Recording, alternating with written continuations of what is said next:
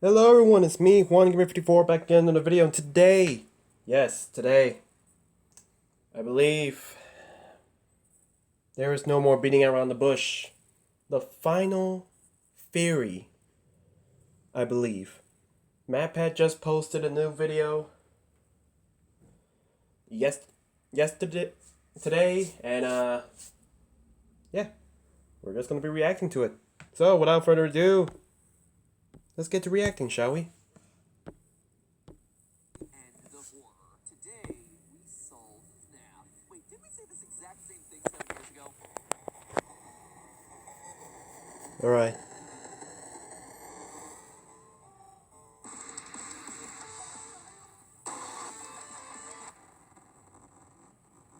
Oh god, it's Music Man.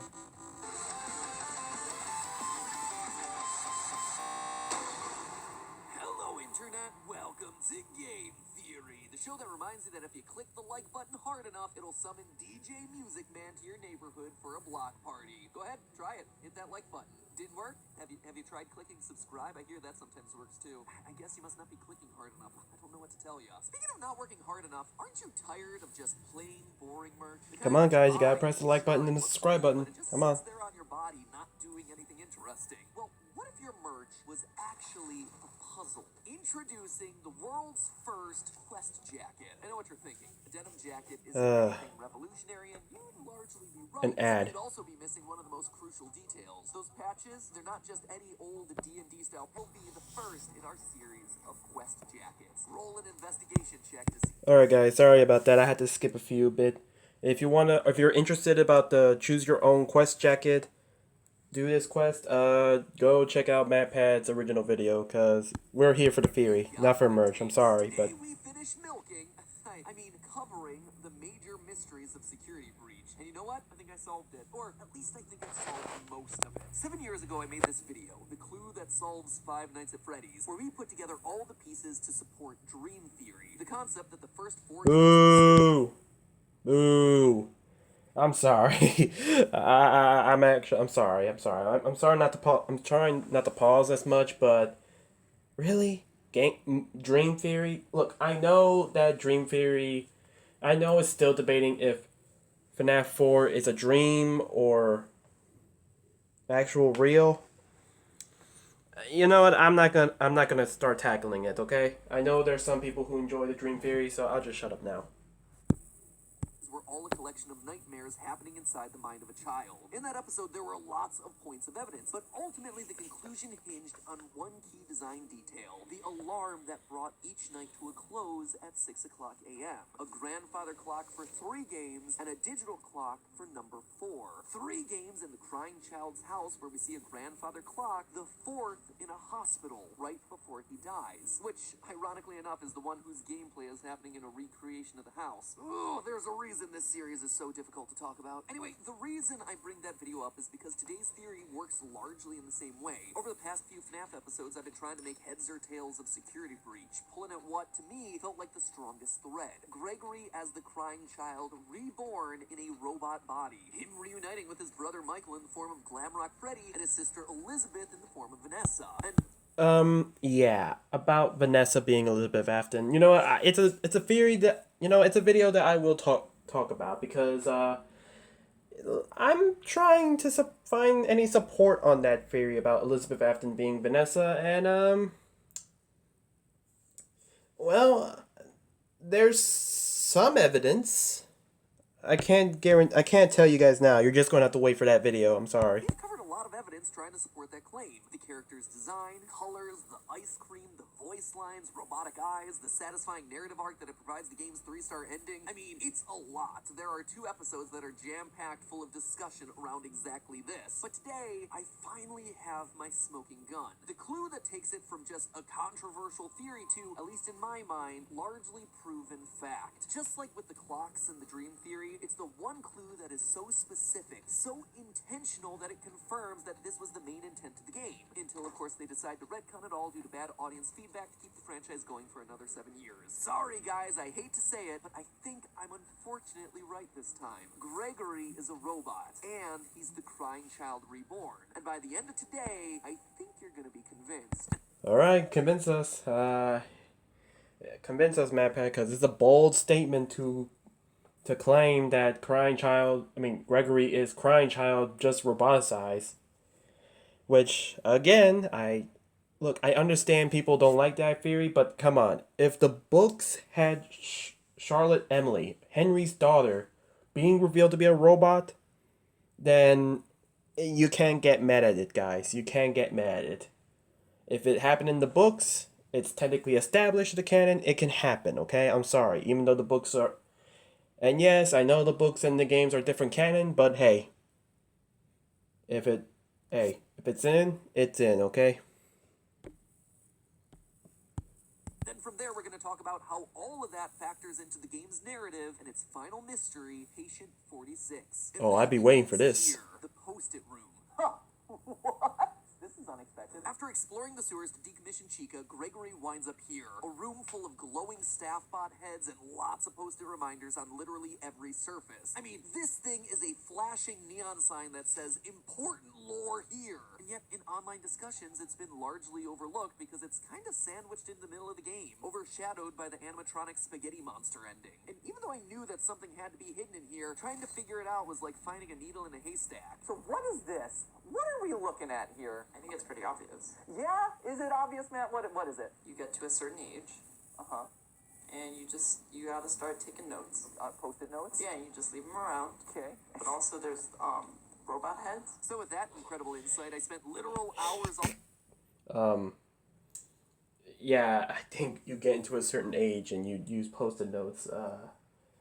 I may or may not have a friend who has that, but I'm not going to talk about it. Trying to look at every single Post-it note to make sure that I had the full picture. And the answer I got was... Nothing. No, do not do that. Learn from my mistakes. It took me so long, only to discover that the game files had been dug up and the Post-it textures were just there in 3 simple images. Thanks to Just X Font for uploading these to GitHub. Flush those hours of my life down the toilet. When you study these Post-it textures, you actually realize that there are 3 phases to the Post-it notes. One that's barely legible, another where the spelling and drawing improve slightly, and the final where they become nearly perfect. It looks like someone is trying to learn how to write and draw, slowly getting better over time. And it all begins here with a note written in binary. When you first enter the room, there's a cardboard box in the middle, which, if I were to guess, is steel wool trying to draw our attention to the most important Post-it clues in what otherwise is a very crowded and busy-looking room. On it, we get this binary string, which translates to, why is I? That's it. The grammar, I think, is intentionally bad because this is a computer coming into consciousness, asking the question, why am I alive? And doing it written in binary, the language of machines, computers, robots. Elsewhere in the room is more binary that translates to hide. Whatever this thing is, it's scared and it's confused. It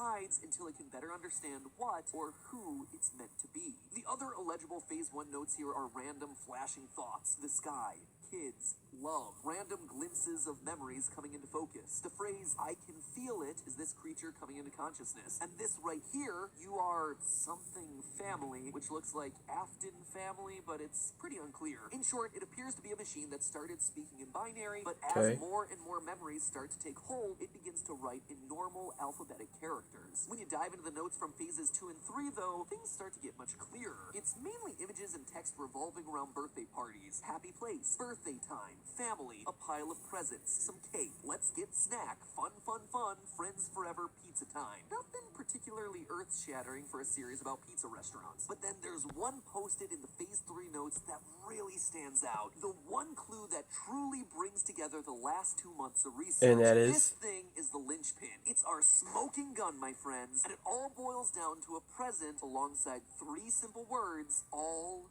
for me. The party was all for me. Does that mean anything to you? Because it's for me. You see, in the FNAF Yep, there it is. Workbook, a seemingly innocuous workbook full of pizzeria-themed activities, you have 3 voices speaking through the pages. Michael Afton, writing his answers in red pen, the vengeful spirit Cassidy, using lightly faded text, and the crying child, altering the physical text of the book. One conversation that happens between Cassidy and the crying child plays out like this. Cassidy says, the party was for you, and the crying child responds, it was for me. all for me. Suddenly, all the party imagery makes sense. The balloons, the cake, the kids. This is the bite victim, the crying child, coming into consciousness and remembering the birthday party that took his life. And using this context, suddenly everything in these notes takes on a whole new meaning. In the first phase of notes, we see a crudely drawn house with a set of arrows pointing towards what looks to be a strange set of doors. Maybe another building? Which admittedly doesn't make much sense unless this is the crying child, who, in FNAF 4, would walk down and to the right and then back up to go to Freddy's with his brother every single day. In the phase 3 notes, we see this close-up of a bear, which would have been the last thing that the crying child saw before his head got chopped. Blue, yellow, green, and red, those are the flashing lights above the Fredbear stage as he gets bit. Or, maybe it's the balloons on the nearby table for someone who can't tell the difference between blue and purple. Even things like hide and no hide relate to the crying child's behavior throughout FNAF 4. He hides under tables, and he is constantly made fun of for it throughout the game. We also see a lot of dialogue about running away, just like on the post-its. Digging deeper, we also start to see other patterns emerging. The number 7 shows up repeatedly as both a set of tally marks as well as a set of 6 faces with a smaller 7th one off to the side. Okay. This ties us directly back to FNAF VR, where we had a glitching purple gravestone for Afton in the middle of 7 normal gravestones. 5 missing children. Oh yeah. Speaking of which, guys, just wondering, are you guys interested for me to play FNAF VR? Because there is plans on making a FNAF VR game through. So leave down in the comments below if you want to see me tackle FNAF VR. Charlie the puppet and the smaller face watching on the crying child. As he says in other notes, all my friends. There's also repeated use of the number 3. 3 faces, 3 kids, words repeated 3 times like home, home, home, and fun, fun, fun. 3 slices of pizza, 3 presents, even just counting to the number 3. So what would that mean? Well, think about it. We've seen a lot of references to a house and family throughout these post-its. Seems to me like it's a reference to the 3 Afton kids, Michael, Elizabeth, and the crying child himself. And the thing that brings all of it together isn't a post-it note, but instead the table higher up in the room where we see the staff bots arranged like a family at dinner. A mother and a father alongside their 3 kids. 1 red-headed pigtailed girl, 1 boy, and a kid with his head bit off. And just to hammer it all home, in the middle of the table, the collectible is a poster for Fredbear's Family Diner. The place of the bite. The place where all of this began. It looks like the robot finally figured out who he was, and he started to recreate his family. The robot is the crying child, which by proxy then has to be Gregory. And if you need further proof of humanoid robots in the game, Illy Becky on Reddit caught this detail from sister location. Humanoid heads, ones that look very similar to Gregory's face. Oh. Okay, that I did not know. Okay, that I did not know. God, that is... Jeez, that is... Whoa, okay, yeah. Yeah, I kind of see it, yeah. Let's just continue, because that is actually freaky. And last thing, much to everyone's excitement, there's actually a new book series coming out later this year. A new season of Fazbear Frights called Tales from the Pizzaplex, obviously referencing the location in Security Breach. The cover of the first book in the new series, Robot Kid. Yep. Right here, guys. Right here. Look right here. Okay? It's pointless. It's over, okay? No more. Gregory is the crying child, unfortunately, okay? I know. Everyone, sadly, everyone who is sad about it, do your sad happy dance, because yes, the sad shimmy, the sad cha-cha slice, because I really don't like it that Gregory is going to potentially be the crying child reborn robot again. But at this point, there's just too many evidence to just prove it. It's a 50-50 chance of this theory. There it is. Which leads us then to the last puzzle of Security Breach, the retro CDs. For those of you who don't know, there are 16 CDs around the map that you can only find once you've upgraded Freddy's eyes. From there, you take the CDs to a hidden room designed to look exactly like Mike's room from Sister Location. These CDs seem to be recordings of the therapy sessions for 2 patients. Patient 71, who we mentioned last time is clearly Vanessa, and patient 46, who we never get to hear speak. And over the course of the various sessions, 46 and 71 are set up to be direct opposites of each other. Vanessa likes flowers, patient 46 does not. Oh, you like those? The janitor on this floor has a garden and has been putting bouquets in the offices here for years. What's the problem? Oh, the flowers? I'll move them. Vanessa likes blue skies and doesn't like dark basements. 46 prefers it dark. I like the blue sky. I don't like dark basements. Oh, right. Too bright. When the shade's pulled, it feels like we're in a cubbyhole or a cave, yeah? Vanessa doesn't like candy. 46 does. Would you like a candy? No, thank you. Those have 35 calories apiece. Sure, you can have a candy. Clearly, we're meant to see these characters as opposites, which is why so many people online consider that patient 46 might actually be Vanny, Vanessa's alter ego possessed by Glitch Trap, or even more extreme, Vanessa's evil twin sister, considering the Oh boy. Ooh, that one, huh? fire ending shows us a dead Vanny on the ground and Vanessa looking down from the burning building's roof. Okay. Yeah, okay. I'm sorry, but let me just move this along. No, Vanessa and Vanny are the same person, okay? It is outright confirming everything. The arson ending, or I'm sorry, the fire ending is essentially supposed to be symbolic, okay? This Vanessa right here that has the security uniform, that is symbolic. That is Vanessa's soul, her spirit. Because we didn't play the Pizza Quest arcade minigames, and for doing so, her soul is still trapped in the pizzeria. So, yeah, I mean, so her body is physically dead. The one that's wearing the Vanny costume, yeah, that's her real body, but spoiler alert, she dead. This right here, this is also Vanessa, but this is her spirit because, you know, she never got in peace. So yeah, she's just stuck. Her spirit is now bound to the Pizzaplex. And oh yeah, about the whole sister thing. Yeah, unfortunately that's not the case, which is really saddening because I really want to see two. I wanted to see like a duel. I want to see like dual anima, like a dual villains. It would be kind of cool to see like that. Plus, I guess you could say it was a little interesting to think of it when in Security Breach Fury Rage there was a boss battle where there's the VR sisters. So I figured, oh, could that be Vanessa and Vanny? Maybe they're both different? I know, it sounds dumb. I'll continue. But let's quickly talk about those two interpretations. First of all, Vanessa and Vanny are the same person. They have to be. All the evidence leading up to this game in places like FNAF Special Delivery have pointed to a woman named Vanessa A getting mind-hacked by Afton and reluctantly following his orders. And in this game, we still have pieces of evidence. For instance, in the CDs, we learned that Vanessa is buying fake fur to make the Vanny costume. On your breaks, it looks like you were shopping for a costume. You purchased some fake fur material.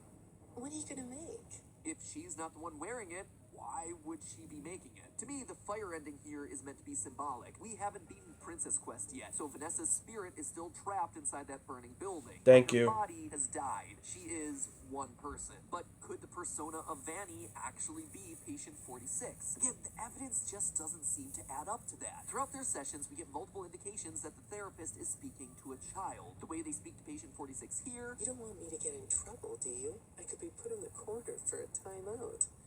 Yeah, you think that's funny, huh? and again here, Tragedy always leads to a feeling of loss.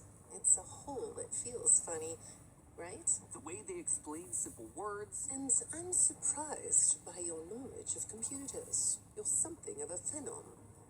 Do you know what that word means? It means you have unusual skill, like a hacker. the way they point out that 46 doesn't fit into the chair. That chair doesn't really fit you, does it? They even mention the fact that they specifically work with children. You know, I work with people of all ages, from little kids to the very elderly. I understand that therapists would want to treat alters as they see themselves, but this just doesn't seem to fit. At no point do we get an indication that Vanny sees herself as a child. But now let's go back to what we assume we know about 46. They're a kid, they like the dark, they like candy, they're really good with computers. In fact, they're a bit robotic themselves, answering questions in cold, detached ways. When I read your account of what happened, it came across as, well, more of an objective rather than a subjective narrative. Oh, sorry.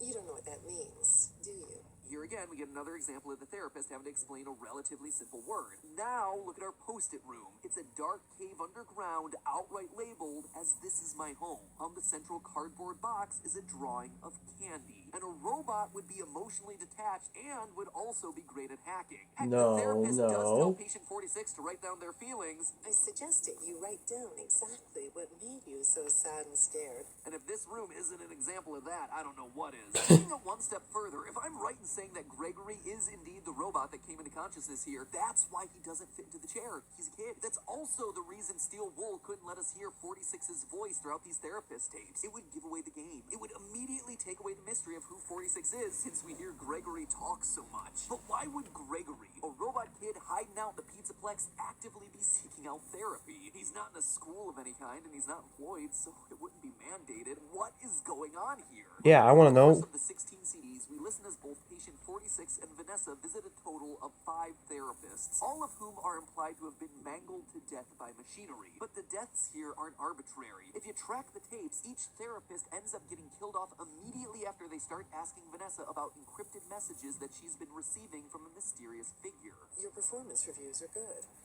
but a routine check of your online history has revealed that you spent quite a bit of time with someone in an encrypted conversation. We have transcripts, and I've read them. Dead the next session. The messages you're getting seem very manipulative in nature. You know who I'm talking about. Why won't you open up about it? These files are full of details about your life. Again, dead the next session. When the encrypted messages get brought up to 46, same thing. When I saw some of your recent encrypted conversation logs, at first, I thought I was looking at more examples of you just talking with yourself. Then I realized it was different. When I study this, it sounds like there is someone else responding to you. A third therapist bites the dust. The Come therapists on. cover all sorts of topics. Bad childhoods, work history. One therapist even confronts patient 46 with all the other dead therapists. Nothing. No response. It's only once the encrypted messages come up that they're suddenly marked for death. We also know that it's 46 doing the killing here. The dead therapist Say what now? complete surprise to Vanessa. Hi, go ahead. Sit down. I don't know you. What happened to... Oh, we'll get to know each other in no time. But to 46, just business as usual. Why did you lie? Why don't we come back to this another day? You're shaking your head as though that's not going to happen. He's shaking his head because he knows that now she is also marked for death. To No. me, all of this screams of 46 keeping tabs on Vanessa. He's going to therapy not for himself, but rather to follow her actions, making sure that she's not saying anything that she shouldn't about these encrypted messages. And when the therapists do get too close to the truth, they're bumped off. We learn in one of the last CDs that patient 46 isn't being manipulated, but is instead the one doing the manipulation. I don't think Wait. Hold on. So you mean to tell me... Hold on, I'm already piecing together this. You mean to tell me... Okay, say that I somewhat believe that Gregory... Okay, Gregory being the crying child roboticized, or robot version of crying child, I can live with that. You know what? I'll bite. I'll do it, okay? I can deal with that. Patient 46, however, I don't think I could. Like, it's just implying that Gregory is the villain? Hold on. you're being manipulated here. I think you're the one doing the manipulating. No comment? Huh?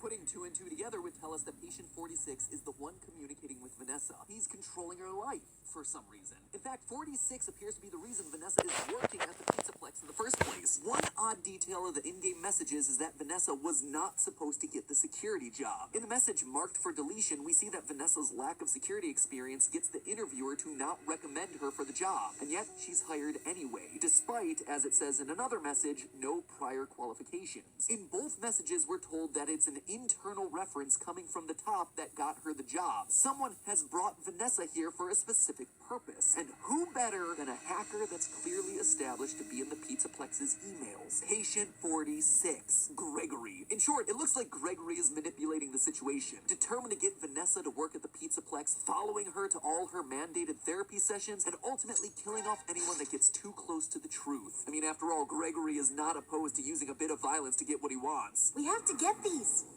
We can upgrade you. Poor He's Roxy. also not opposed to lying about it. This upgrade, it was Chica's. Please be honest. How did you get it? When I was in the kitchen earlier, she fell into some sort of garbage smasher. Is she okay?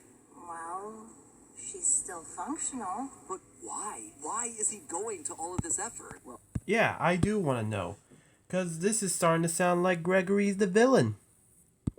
or combine it with what we saw in the post-it room. There's a family reunion scene. Multiple post-its referring to family. The three siblings, their house. Remember what I said earlier? A robot has come into consciousness and is trying to reclaim what he lost. His family. He wants the family back together. And so he's doing everything in his power to make that happen. Using his hacking skills, he's managed to break into staff files. So he knows that there's something off about Vanessa. Maybe he even knows that his dad's consciousness is inside of her. He's also got his brother and Freddy and his dad in the basement. The family in this game is truly coming together again, reclaiming what Crying Child once lost. And that's it. That's the whole theory done. There are definitely no holes or flaws to anything I just said. Don't You look sure- any deeper than you sure about everything I that? just told you. All right, fine. There might be a few Yes. itty-bitty holes to all of this explanation. Behold. Namely, some of the info that we get from the last two CDs. If Patient 46 is Gregory, then why is he glitching the system to make all the animatronics scarier? If he lured Vanessa to the Pizzaplex, then why would he then be avoiding her throughout the game? Why would he be surprised to see Afton in the basement if